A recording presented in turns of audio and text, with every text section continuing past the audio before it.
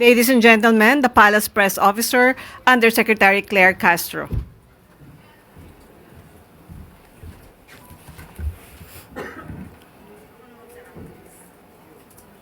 Magandang araw, Malacanang Press Corps.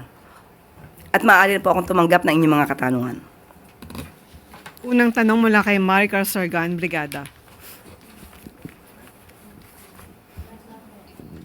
Good morning, Yusek. Dahil po sa report kahapon na mayroong pumasok sa bansa yung mag-amang gunman sa Bondi Beach Massacre sa Australia before yung nangyaring mass shooting, may ilang foreign media po ngayon na naglalarawan sa Pilipinas as an ISIS training hotspot or terror hotspot. Ano po yung, what is Malacanang's position regarding this label po? Of course, the President strongly rejects the sweeping statement and the misleading characterization of the Philippines as the ISIS training hotspot. At dahil dito ay napanayan po natin o nakausap po natin mismo ang pamunuan ng NSC at ito po ang kanilang tugon at aking babasahin. Regarding reports describing the Philippines as an ISIS hotspot, the characterization is misleading. Currently, there is no validated report or confirmation that the individuals involved in the Bondi Beach incident received any form of training in the Philippines. Philippine authorities, in coordination with international partners, continue to verify all available information, but no evidence has been presented to support claims that the country was used for terrorist training. Since the 2017 Marawi siege, Philippine security forces have significantly degraded ISIS-affiliated groups in the country. Both United Nations and the U.S. government assessments indicate that these groups now operate in a fragmented and diminished capacity. Violence in Mindanao is largely driven by historical conflicts and local clan disputes, rather than the operational capacity of ISIS-affiliated organizations. Recent assessments indicate significant improvements in the domestic security environment that were previously affected by terrorism. These developments reflect the sustained efforts of our security forces and the resilience of our communities in advancing peace, order, and development across the nation. The President orders the Anti-Terrorism Council and member agencies to remain vigilant in preventing any terrorist activity within Philippine territory and to continuously enhance coordination with international partners to safeguard national security. Yan po ang responde ng NSC sa issue na po yan. May appeal po ba ang Philippine government to those foreign media, ma'am?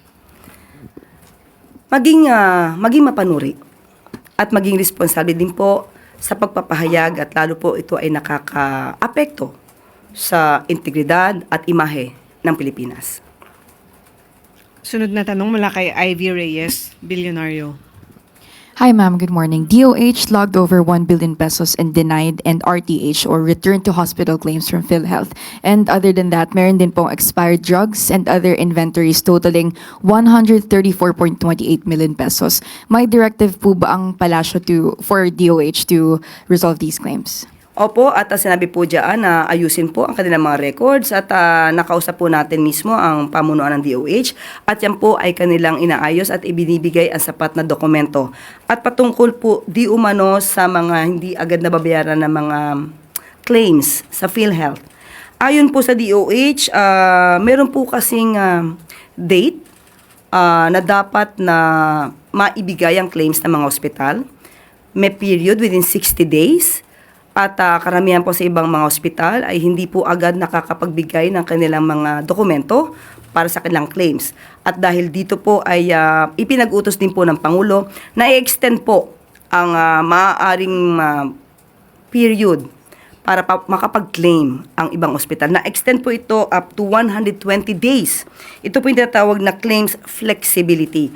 At dahil dito po ay natutugunan po ng DOH, ng PhilHealth, ang kanilang obligasyon. Basta po ang naislan din po natin, ang mga ospital po ay makapagbigay ng kanilang mga dokumento sa tamang oras at panahon. Sunod na tanong mula kay Alvin Baltasar, Radyo Pilipinas. Yusek, good afternoon po. Yusek, ipupurso pa rin ba ng ating gobyerno yung paghahabol sa prime water? I made reports na mukhang ite-take over na ng Lucio Coast Group at may intention po silang bilhin yung prime water. Sa ngayon po, nakausap po natin din at nagre-report naman po ang luwa sa Pangulo. Ang mga lapses or liabilities ng Prime Water as the management, kung ano po ang kanila maaaring mga kakulangan o naging liabilities ay dapat pong mapanagot. Depende po ito sa pagiging reports or mga dokumentong maiipon para mapakita kung meron mang liability ang Prime Water. At sa ngayon po, ano po ang ginagawa ng luwa para sa mga consumers? Ayon po kay Attorney Joyce Salonga, maglalabas sila ng memorandum circular this month para hindi maputulan ng water service ang mga concessionaires. Ang mga consumers po ay hindi dapat singilin kung wala naman po talagang serbisyong na ibibigay ang Prime Water. So, hintayin po natin ang memorandum circular na ilalabas po ng luwa patungkol po dito. Sunod na tanong mula kay Christian Yusores, DZMM. Yusek, ano pong masasabi ng Malacanang doon sa statement ni Senator Panfilo Lacson na mas mabuting gumamit muna ng reenacted budget ang gobyerno sa January or sa buong unang quarter ng 2026 kaysa magsettle sa tinawag niyang, and I quote, unchecked, corruption conducive, worse at graft-ridden na GAA. Ganito rin daw po yung sentimento ng kanyang mga kasamahan sa majority bloc. Okay, maganda po ang suwestyon ni Senator Ping Lacson. Pero ang nais po talaga ng Pangulo ay hindi magkaroon ng reenacted budget. At hindi pa naman po natatapos ang Disyembre. December 17 pa lang po. At sa tingin po ng Pangulo ay may sapat pang panahon para aralin ito. Sunod na tanong mula kay Ace Romero, Philippine Star. So, we understand, Yusek, that you still prefer, of course, ang ideal scenario is to have a timely budget na hindi conducive for corruption. But what would be the lesser evil in the eyes of Malacanang? Yung reenacted na budget sa first quarter or isang unchecked, na sinasabi ni Senator Lacson na unchecked, corruption conducive na GAA? What would be the lesser evil for the administration? I don't want to mention any lesser evil. I will mention a good option. Ang good option, araling mabuti. Hindi pa po tapos ang Disyembre. So, you still would want yung on time na budget? Maayos na budget na maipapasa on time. Okay. Salamat po. Balik sa iyo, Yusek Claire. Maraming salamat. At bago tayo magtapos, diwa ng Pasko, buhay na buhay sa palasyo. Sa ikalawang araw ng pagbubukas ng Malacanang Grounds sa publiko, lampas 300 tao ang nakiisa sa pangalawang Misa de Gallo sa palasyo. Naging taimtim at makabuluhan ang pagsasama-sama ng mga dumalo bilang pasasalamat sa taong nagdaan. Patuloy na inaanyayahan ang publiko na makilahok sa Misa de Gallo tuwing alas 4 ng umaga na magtatapos naman sa December 24 o bisperas ng Pasko.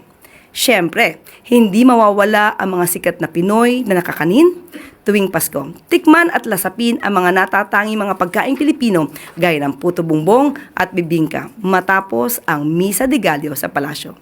Bukas din ang Malacanang Grounds tuwing gabi mula alas 6 hanggang alas 11 ng gabi ng December 23. Ongoing naman ang Christmas display na may live music, rides, film showing at mga pagkain at inumin na maaaring pagsaluhan ng lahat.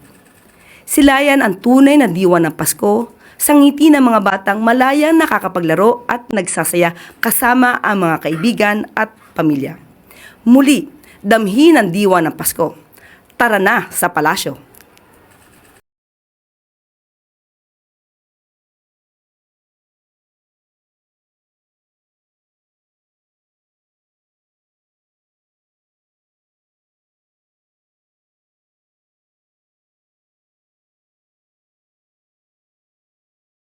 At dito na po rin tatapos ang ating press briefing.